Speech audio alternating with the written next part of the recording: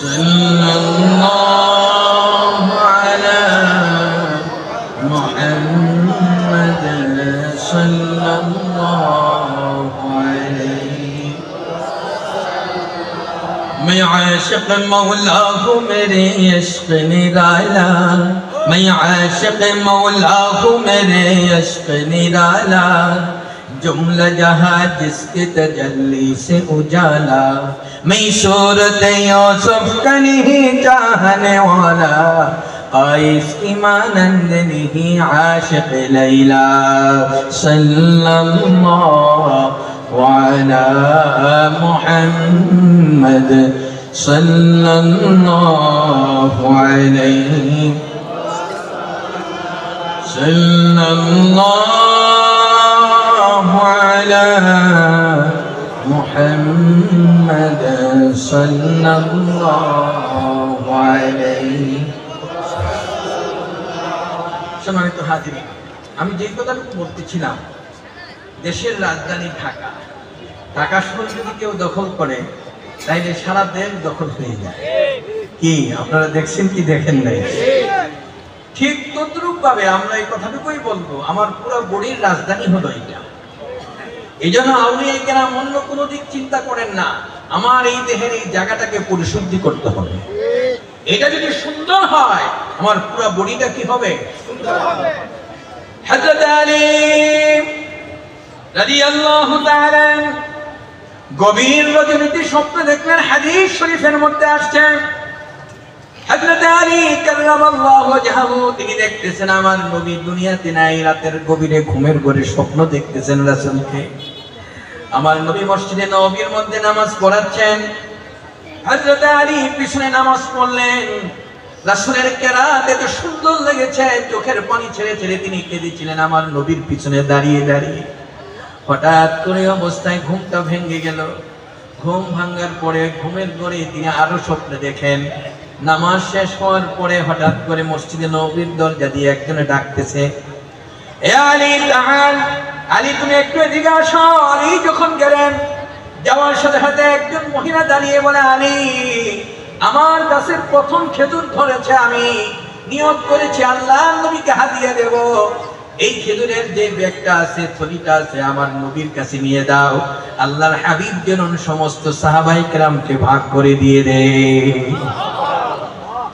হযরত আলী ঘুমের পরে কাজটা করলেন, সুন্দর করে ওই মহিলার হাত থেকে ব্যাগটাকে নিয়ে রাসূলের হাতে দিলেন। আল্লাহর নবী প্রত্যেককে এক একটা খেজুর দিলেন। আলী বলতেছেন আমি পাশে বসা আছি, আমি আলীকেও একটা খেজুর দেওয়া হলো। আমি আলী যখন খেজুরটা খেয়েছি, এত মজা, এত স্বাদ, আমার জীবনে কত খেজুর খেয়েছি, এত স্বাদের খেজুর আমার জীবনে আর কোনোদিন খাই নাই। জোরে বলুন না সুবহানাল্লাহ। জিহ্বাটা লাগতেছে, চাটতেছে, খালি মজা লাগতেছে, শুধু মজা আর মজা। এখন ভাবতেছে এত মজার খেজুর আমি যদি আরেকটা খেতে পারতাম। হুজুরের কাছে চাবো কি হবে, লজ্জা লাগতেছে, শরমে আমি আর চাই নাই। না চাওয়ার কারণে ঘুম ভেঙে গেল। আমি ওযু করে মুখের মধ্যে যে মিঠাটা লেগেছে, আমার যে স্বাদটা, এই স্বাদটা এখনো মুখে আছে। এই স্বাদ দিয়ে আমি মসজিদে গিয়ে নামাজ পড়তেছিলাম। হযরত ওমর ফারুক হলো খলিফাতুল মুসলিমিন, অর্ধ পৃথিবীর বাদশা। ওমর মসজিদের ইমাম, ফজরের নামাজ পড়াচ্ছেন। রাসূল যে কেরাতটা রাতে পড়লেন, ওমরও সেই কেরাত পড়েছে। জোরে বলেন না সুবহানাল্লাহ। সুবহানাল্লাহ। আমি পিছনে দাঁড়িয়ে নামাজ শুনলাম। নামাজ শেষ হলো, বাস্তব এখন পিছন দিক থেকে আমাকে ডাকতেছে, ইয়া আলী তাআল, আপনি একটু এদিকে আসেন। আমি দৌড়ে গেলাম। যাওয়ার পর দেখি একটা মহিলা বোরকা পরিহিত ছোট একটা ব্যাগ এনে বলে, এই খেজুরগুলি আমিরুল মুমিনিন খলিফাতুল মুসলিমিন ওমর ফারুকের হাতে দেন, উনি যেন রাসূলের সাহাবীদেরকে নিয়ে খেজুরগুলি খায়। জোরে বলবেন না সুবহানাল্লাহ। আলী খালি মিলাচ্ছে, রাতের বেলা আমি স্বপ্নে এরকম দেখলাম, আর এখন আমি বাস্তবিকটা দেখতেছি।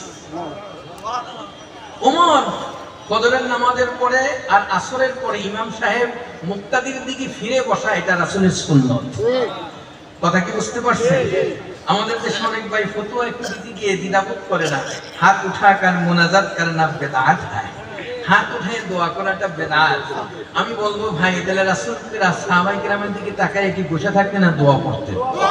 আসতে বললেন দোয়ার আদব হলো হাত উঁচু করে দোয়া করা। কি বলেন ঠিক কি না? হাতের পিঠ দিয়ে না পেটটা দিয়ে দোয়া করা। উজিবু দাওয়াতাদ দাঈ ইযা দাআন। রাসূল বলেন তিন সময়ের দোয়া ফেরত হয় না, এর মধ্যে একটা হলো বাদা সালাতিল মাকতুবা, ফরজ নামাজের পরে। ওয়াইদা ফারাগতা ফানসা, 140টা তাফসীরের মধ্যে সেখানে লেখা আছে যে ফরজ নামাজের পরে হাত উঁচু করে দোয়া করার ব্যাপারে। জোরে বলেন না সুবহানাল্লাহ। তাহলে দোয়া করা আছে কি নাই? বিভিন্ন দেশে অনেকে দোয়া করে দেয়। অনেক সময় মালয়েশিয়াতে যাওয়ার পর আমরা দেখছি দোয়ার এত সুন্দর, পুরা আধা ঘন্টা ফরজ নামাজের পরে ওরা দোয়া করে, এরপর হাত উঁচু করে দোয়া করে। দোয়ার পরে করে কি জানেন? শেষ করে আধা ঘন্টা পর্যন্ত ফরজ নামাজের পরে দাঁড়ায়, ইয়া নবী সালামু আলাইকা, ইয়া রাসূল সালামু আলাইকা। আর আমাদের দেশে খালি এইটা বেদাত, ওইটা বেদাত, এইটা বেদাত। আমি বললাম কি ইয়া নবী সালাম আলাইকা এটা বেদাত না? ওই হুজুর না করলে এটা সরকারে, আমার না কাগজটা দেখাইছি ইমাম সাহেব, ওই দেখেন সরকারের পক্ষ থেকে গেজেট মুক্ত, যদি এটা কেউ না করে কোন ইমামের রিপোর্ট হওয়ার সাথে সাথে সে অ্যারেস্ট হয়ে যায়। ওই জায়গায় দাঁড়াইয়া কিয়াম করে একজন আরেকজনের মুসাফা করে বের হয়। এটাকে আমাদের দেশে বেদাত মনে করি। কেন বেদাত মনে করেন? এটা তো আমরা করি নাই, আমাদের মুরব্বী যারা আছে তারা করেছে। কি বলেন ঠিক কিনা? তারা তো ইস্তেহসান মুস্তাহসান মনে করে। আপনি সারা জীবন যদি মিলাদের মধ্যে দাঁড়াইয়া কিয়াম করেন, ফরজ বাদ দেন, জান্নাতে যাইতে পারবেন? আর সারা জীবন যদি আপনি ফরজ নামাজ পড়েন, মিলাদ করেন নাই, কিয়াম করেন নাই, রাসূল কবরে কি আপনাকে জিজ্ঞাসা করবে কেউ? কথা বলেন না কেন? মিলাদ না পড়লে কি কবরে জিজ্ঞাসা করবে? আসতে বললেন কেন? জিজ্ঞাসা করবে না। তাই আমরা এটাকে কতটুকু মনে করি? মুস্তাহসান মুস্তাহাব মনে করি। এইটা নিয়ে কেন আপনি ঝগড়া করতে যান? কারণটা কি? আপনার মনটা বড় করতে পারেন না, রাসূলের প্রেম আপনার ভিতরে আসতে পারে না, এটা তো আমাদের উদারতার পরিচয়। কি বলেন কথা ঠিক না? তুমি বুক ফুলিয়ে রাসূলের মহব্বত ভালোবাসা দাও, এটা তোমার কাজ।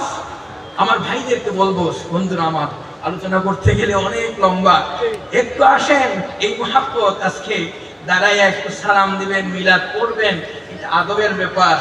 একজন মানুষ আপনাকে মোবাইল করছে, আপনি দূর থেকে ওয়ালাইকুম সালামটা বললেন, আপনার বাবা, আপনার শ্বশুর, আপনার মুরব্বী উস্তাদ, আপনি যদি একটু দাঁড়াইয়া যদি দূর থেকে সালামটা জবাব দেন, এটা আপনার জন্য আদব দেখানো হলো। সে দেখে নাই, কিন্তু আপনার ভিতরে আদবের কারণে আমার আল্লাহ খুশি হয়ে যাবে। সুবহানাল্লাহ। কি কথা বলেন ঠিক না? ঠিক। আমরা কিছুই করতে পারি না আমার নবীর জন্য, শুধু একটু সালাম দেই দাঁড়াইয়া, এটা হয়তো আমার নাজাতের উসিলা হতেও পারে, নাও হতে পারে। কি বলেন ঠিক কিনা? কারণ আমরা বলি নাই, আব্দুল হক মুহাদ্দিস দেহলভী রাহমাতুল্লাহ আলাইহি তার আখবারুল আখিয়ার কিতাবের 465 পৃষ্ঠার মধ্যে সে লিখেছে, নামাজ জীবনে ছোট বড় আমি যা আমল করেছি, নামাজ পড়েছি, রোজা রেখেছি, যাকাত দিয়েছি, হজ করেছি, কোন আমল দিয়ে আল্লাহর কাছে নাজাতের আশা আমি করতে পারি না। একটা আমল আমার কাছে বড়ই শানদার মনে হয়, সবচেয়ে বড় মর্যাদাশালী মনে হয়, যখন আল্লাহর নবীর সামনে একটু দাঁড়াইয়া সালাম দেই। এখন বলবেন কি, ওই মুহাদ্দিসকে যদি বাদ দেন আপনি মুহাদ্দিস হইতে পারবেন না, লেসকাটা মুহাদ্দিস হবেন। উনি আমাদের উস্তাদ, উনি আমাদের মুরব্বী। কি বলেন ঠিক কি না? হাদিসের মুরব্বী এবং তাকওয়ার মুরব্বী এবং কি আউলিয়া কেরাম আমাদের সিলসিলার মুরব্বী। এই কথা বলেন ঠিক না? বাদ দেওয়া যাবে? আজকে আসেন আমার ভাইদেরকে বলবো, আস মন বড় করে কথা বলি। আমি যেহেতু সময় নাই, আমি যে হাদিসটা আপনাদেরকে শোনাচ্ছিলাম, কয়েকটা হাদিস শুরু হয়েছিল। এখন আসেন, হযরত আলী যখন খেজুরটা খেয়েছেন, লাস্টে যেরকম মজা পাইছেন ঠিক এরকম মজা পাইলেন। সুবহানাল্লাহ। খেজুর খাইয়া ভাবলি জিহ্বা চাপতেছে আর লাগতেছে, এত মজার খেজুর। রাসূলকে বলি নাই, লজ্জা লাগছে, কিন্তু উমর তো, আমি একটু বলতে পারবো সাহস করে, ওমরের সাথে কথা বলা যাবে, যেহেতু আমরা একসাথে যুদ্ধ করি, একসাথে ঘোরাফেরা করি। কি বলেন?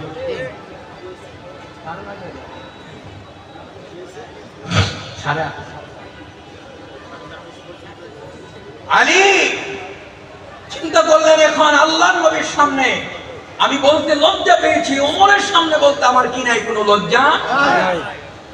হযরত আলী ওমরের দিকে তাকিয়ে বললেন, ভাই ওমর, জিদ্দি তামারাতান উখরা, আরেকটা খেজুর আপনি আমাকে দিয়ে দেন, এত মজার খেজুর আমার জীবনে কোনোদিন খাই নাই। ওমর সাথে সাথে আলীর দিকে তাকিয়ে আছে, তাকিয়ে বললেন, আলী রে, তুমি আমার কাছে আরেকটা খেজুর চাচ্ছ? লাউ যাদাকা রাসূলুল্লাহ সাল্লাল্লাহু আলাইহি ওয়াসাল্লাম লাযিদনাকা ইয়া আলী, আজকে রাতের বেলা যদি আমার নবী তোমাকে একটা খেজুরের বেশি দিত, আমি ওমর তোমাকে একটা খেজুরের বেশি দিয়ে দিতাম। হযরত আলী চোখের পানি ছেড়ে দিলেন, লাফায়া কাঁদতেছে আর বলতেছে, ওমর লাউ ইনতালাতা আলাইহি, আমার ভিতরে যে বিষয়টা উদ্রেক হলো, যা আমি দেখতেছি, এটা কি কোনো টাইমের খবর না, বাস্তব আমি দেখতেছি, আমি বুঝতেই পারলাম না। রাতে যা দেখলাম এখন তাই হচ্ছে। ওমর আলীর হাতটা ধরে বললেন, আলী রে, চিন্তা করো না, ইন্নাল্লাহ তাআলা আখলাসা কলবাহু ইয়ারা বিনুরিল্লাহ।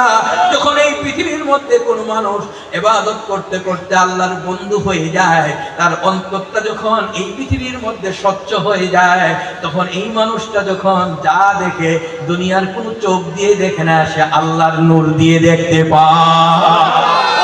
আর যদি বলেন সুবহানাল্লাহ, এই অন্তরের চক্ষু তৈরি করার জন্য, এমন স্বচ্ছ মানুষ তৈরি করার জন্য আজকে এই দরবার কাজ করে যাচ্ছে। এই দরবার হলো সারসিনা শরীফ। আজকে তুমি যেটাই করো না কেন, দল করো, আমাদের কোনো আপত্তি নাই। তুমি একজন সত্যিকার মুসলমান হও, তুমি একজন মুমিন হও, আল্লাহওয়ালা হও, কবরে যাও জান্নাতি মানুষ হয়ে। এইটাই আমাদের কাজ, এইটাই আমাদের কাজ, এইটাই আমাদের কাজ। জীবনের কথা ঠিক যাবে, ঠিক? এটা কারা কারা এর মধ্যে একটু হাত উঁচু করে দেখান দেখি। নারে তাকবীর, নারে রিসালাত, সারসিনা দরবার শরীফ। আল্লাহ কবুল করুক, বলেন আমিন। আরো জোরে বলেন আমিন, আমিন। আমার যুবক ভাইদেরকে উদারত আহ্বান জানাচ্ছি, জীবনে অনেক জায়গা ঘুরতে যান, অনেক স্মৃতি দেখতে যান, অনেকে কক্সবাজার যান, কুয়াকাটা যান, বিভিন্ন দেশে যান। আজকে একটা জায়গায় যাবেন, এই কয়েকদিন পরে আমাদের সারসিনা দরবারের মাহফিল, সেখানে আপনারা ঘুরতে যান, দেখবেন যে মানুষগুলি কি করছে। বেদাতের কোনো ছোঁয়া নাই, গাছে উঠে লাফালাফি নাই, এইটা নাই সেটা নাই। কোরআন হাদিস যেখানে, আমরাও আছি সেখানে। কোরআন সুন্নাহ যেখানে, আমরাও আছি। কি বলেন, ঠিক কিনা? এই জন্য এটা হলো সুন্নতের ঘর। আল্লাহ যেন আমাদের সকলকে এই দরবারের ফয়জাত বরকত দান করে, বলেন আমিন। সকলকে আন্তরিক মোবারকবাদ জানিয়ে এখানে শেষ করছি। আসসালামু আলাইকুম ওয়া রাহমাতুল্লাহ। এখনই নামাজ হবে, নামাজে যান, নামাজ শেষ করে আবার চলে আসবেন, অত্যন্ত গুরুত্বপূর্ণ আলোচনা।